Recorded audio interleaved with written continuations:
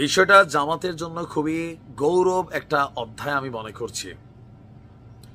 তবে পুতিন কাকু খেলোয়াড় হিসেবে কম না।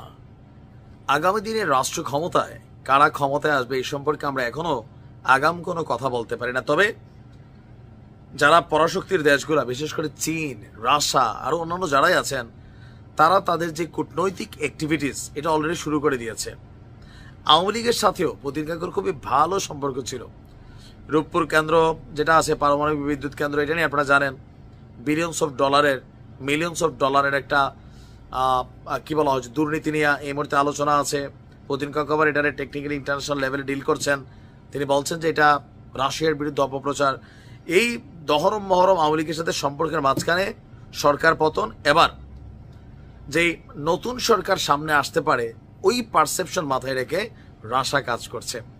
মজার বিষয় হচ্ছে বাংলাদেশ জামাত ইসলামের সাথে রাশিয়ার বন্ধুত্বপূর্ণ সম্পর্ক রাখবে, এই মন্তব্য আমাদেরকে কে করেছেন? দলটির নায়েবে আমির সৈয়দ আবদুল্লাহ মোহাম্মদ তাহের। গতকালকে আপনার মগবাজারে জামায়াত ইসলামের কেন্দ্রীয় কার্যালয়ের নিচতলায় সংবাদ সম্মেলনে তিনি আপনার বলছিলেন যে সম্প্রতি বাংলাদেশে নিযুক্ত রাশিয়ান ফেডারেশনের রাষ্ট্রদূত আলেকজান্ডার জেখোজিন, তার সাথে দেখা হয়েছিল জামাতের আমির সহ আরো বেশ কয়েকজন ঊর্ধ্বতন যারা নেতারা আছেন তাদের। তো সেখানে বিভিন্ন বিষয়তে বাংলাদেশের ইস্যুতে কথা হয়েছে। ইভেন আগামী দিনে রাষ্ট্র ক্ষমতায় জামাত একটি স্টেক হোল্ডার হিসেবে কাজ করবে, এটা মোটামুটি সবাই এখন আমরা বুঝতে পারছি।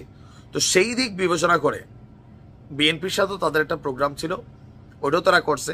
আবার জামাতের সাথেও তারা একটা প্রোগ্রাম করেছে। জামায়াতের নায়েবের আমির বলছেন একটা বৈঠক হয়েছে দুই দেশের মধ্যে, মানে দলের সাথে রাশিয়ার রাষ্ট্রদূতের। সেখানে রাশিয়ার রাষ্ট্রদূত বলছে বাংলাদেশ জামায়াত ইসলামের সাথে তারা বন্ধুত্বপূর্ণ সম্পর্ক কন্টিনিউ করবে।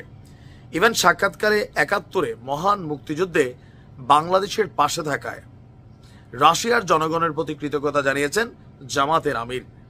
এ সময় জামাত আমিরকে বাংলাদেশে রাশিয়ার বিনিয়োগ আরো বাড়ানোর আশ্বাস দিয়েছেন রাষ্ট্রদূত।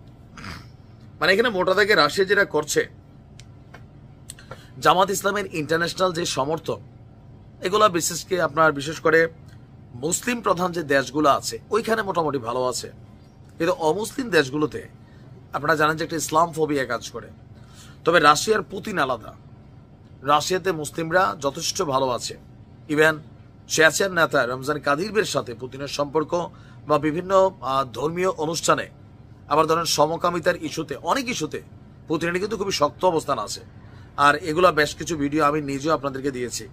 তো সেদিক থেকে আগামী দিনে বাংলাদেশের রাষ্ট্র ক্ষমতা যদি জামাত বসে, তাহলে রাশিয়া এবং জামাতের মধ্যে সম্পর্কটা খারাপ হবে না। তারা বেসিক্যালি বাংলাদেশকে বেসিস করে সম্পর্ক রাখতে চায়। এটা আন্তর্জাতিক সমর্থন প্রাপ্তিতে অমুসলিম রাষ্ট্রগুলোদের মধ্যে রাশিয়ার এই ভূমিকা জামাতের জন্য আলাদিনের চেরাগ হিসেবে কাজ করবে, মনে রাখেন, অ্যাডভান্স বলে দিলাম। দেখা যাক কি সম্পর্ক পজিটিভ হয়, নেগেটিভ হয়। ভালো থাকুন।